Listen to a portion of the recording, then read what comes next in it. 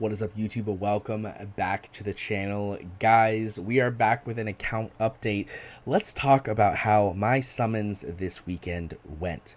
Unfortunately, I did record my summons, but I was not able to get them transferred to my computer because I did do these summons at work. And unfortunately, I'm a little impatient. But let's talk about how they went right after the intro.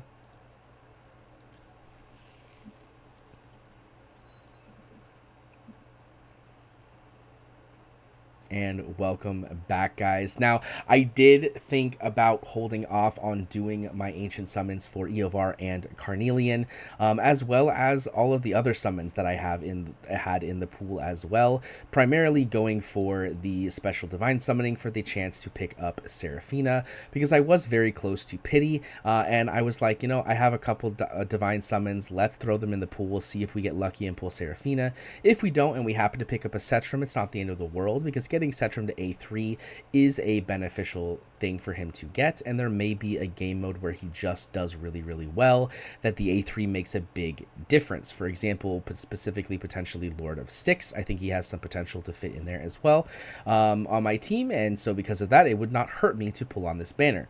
But let's discuss how this weekend went. So we did have, I believe it was 2 divine summons, and you'll see here on the summoning record, we picked up a Lightlock, and we had 3, I think it was.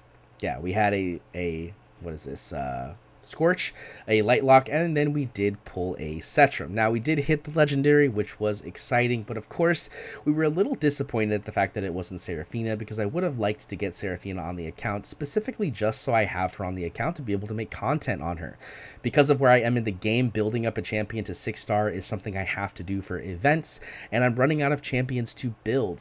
So at this point, I'm kind of building up sort of not useless, but much less viable 4-star champion. So any new legendary I get that I can build to 6-star is beneficial, because it allows me to build a champion that's going to help me in a game mode instead of just building a champion to get legendary skill crystals. But that is okay. We unfortunately missed out on Seraphina when it comes to the divine summons.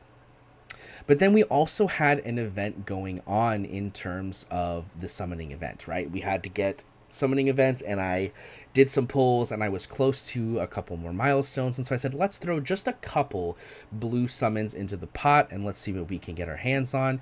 And if we come over here, you'll see that we got our hands on Arrogance, which was insane. Arrogance was a brand new pull for me, and Arrogance was the only champion that I was missing to be able to make the Torador-led Nightmare guild boss team really work, because we have, of course, Torador.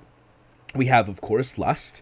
We have Volca and Valeria, and now we have Arrogance. So there was definitely a possibility to make a team work that consisted of Arrogance and the Nightmare squad. We did also in this pool pick up Kalina, which is the new epic mage for the Esotericist faction. This was my first copy of her, so that was also exciting. But primarily we were hyped about the Arrogance being added to the account because, yeah, Arrogance is a game changer for the account. We'll, of course, discuss what our plans are when it comes to using Arrogance. But then what you guys are really here for is the Eoar and Carnelian banner, which was very, very exciting. And let's dive in to see what we picked up. If we go into the summoning record, you'll see with the 35 ancient summons that I had, we were able to pick up an Eoar, which is incredibly exciting. If we go back and we look and find the last legendary lord to be pulled, it was Aracha right here, and you'll see we had 8, 10, 13, 16, 19, 22, 25, 28, 31, 33 summons. That we pulled Eunomia, who does not reset our pity, making us 34 into pity, 37, 40, 43, 46, 47, 48, 58, 68, 78, and on our 79th pull, we picked up Eoar, which is way before Pity, which is phenomenal, because not only did we get a huge Pity summon prior to actually hitting Pity, but it was an ancient exclusive, and the one in particular that we were chasing. which is very, very good, and he has been a game changer. I'm going to have several videos coming out over the next day or two talking about where he is usable in the game and what he has done for the account, but it'll give you a little bit of a sneak peek into the pulls for this weekend. So first things first, let's talk about probably the most boring, which was the Cetrum. Cetrum, this just allowed us to get to A2, which is just some additional attack. Not bad, not amazing. It does, though, get us to the point where if we pull another Cetrum, we get A3, which allows us to have a sort of built-in Piercer Faction Lord with the additional 3% for each tile between the target and the hero. This isn't game-changing, but it's nice, and it is more damage, and of course, Cetrum has a very long range, and so because of that, you get some decent damage from this in the kit. So that's exciting. Then we go on to the second best part of the weekend, which was pulling Arrogance. So here we go. We have Arrogance. We've got him built up in a decent set. I'm going to go over all of the gear specifically later, but I do want to talk about the skill ups. You'll see here that we did put in skill ups, only the base level of skill ups. And we were able to actually max the ultimate, which I think was probably the best thing that could have happened, just because the ultimate is sort of the main source of damage for any character in the game that is a DPS, and his Hellfire ultimate is very good. Now, we also, if you haven't, I believe I pulled it in the last video, I might not have actually recorded it, but we did pick up his exclusive artifact from Void Rift, and so this has been really game-changing, and it also works really well with the ultimate. You'll see here that increases damage dealt to targets inflicting with burning by 20%, but then also during the effect of Hellfire, attacking nearby enemies will also inflict burning. So it kind of works really well together. You're going to pop the ultimate, you're going to guarantee yourself burning on the opponents you're fighting, which is going to give you 20% increased damage. So it's really nice the fact that we were able to pick up the ultimate to max. I am of course going to want to max skill at least the 2 passives here. If I can get the basic, it's not the end of the world. I think the basic is pretty good, but getting these 2 skills right here is probably the next really 2 big important parts of Arrogance. But other than that, I'm really excited to continue to work on him, to build him up. Of course, obviously, we built him up to 6-star max promotion basically right away, because he's phenomenal. And that little bit of a tip you saw, the little sneak peek, happens to involve Toreador and Lust. Maybe you guys can guess where they're being used, especially with the fact that you compare the other champion we pulled, which is Eoar.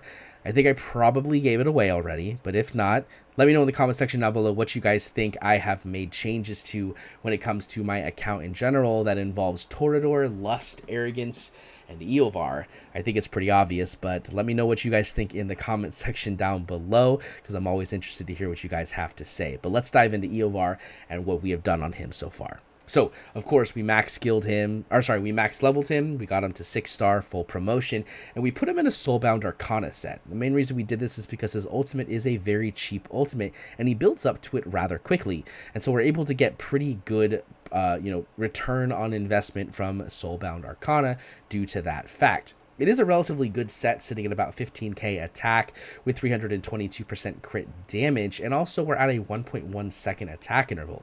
I would like to see that down to 1 second if possible, but overall, the pieces of gear that we have on him, in my opinion, are rather good. Especially when you take into account the fact that I'm using a crit rate bangle, not a crit damage or attack percent, which I think is very, very powerful. When it comes to skills, we did skill him up, but we have not been able to max skill him, as you can see.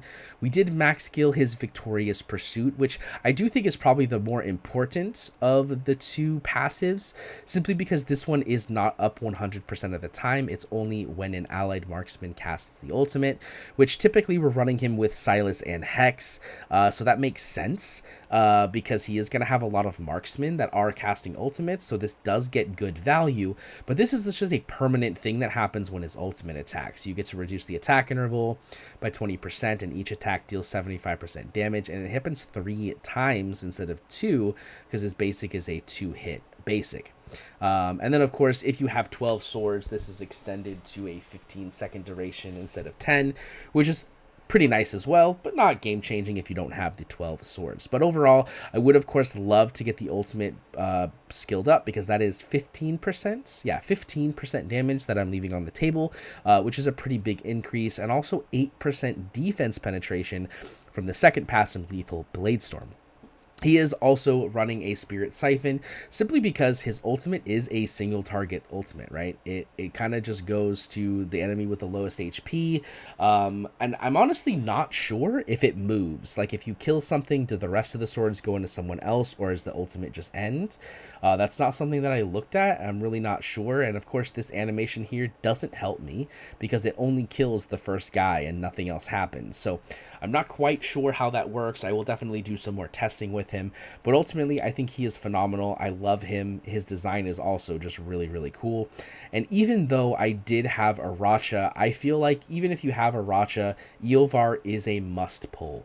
And the reason I say that is because Eovar is, in my opinion, a better Aracha in 90-ish% of scenarios. The only scenario where I think Aracha is going to be better is potentially Gear Raid 3, specifically because of the fact that her Lord skill is damage up to 50% equal to the tiles away. And as we all know, the main DPS for a Gear Raid 3 run is going to be our girl Idril, whose ultimate gives her unlimited range, which means you're almost guaranteed to have the 50% damage increase up almost all the time, as long as the ultimate is active. And because of how Idril works, her ultimate is active a lot of the time in Gear Raid 3. So in that situation, I think that Aracha is still potentially better, especially because you don't really need the Lord to deal damage in Gear Raid 3. Eovar, I think, would be relatively good at dealing damage in the middle, but not better than Silas or Setram.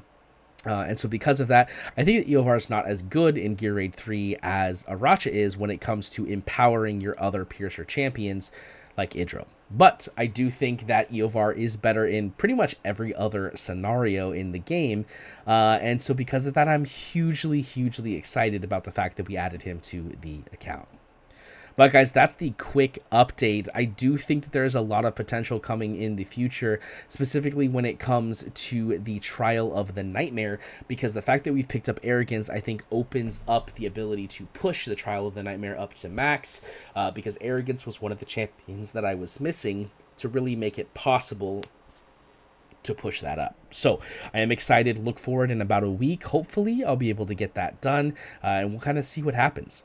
But guys, if you liked the video, let me know in the comment section down below what I asked about earlier, which is, what do you think we are using these new champions for? Again, I think it's pretty easy, but I'm curious if anyone's going to get it wrong. So let me know in the comment section down below what you guys think. Don't forget to hit that little thumbs up button to let me know you liked the video.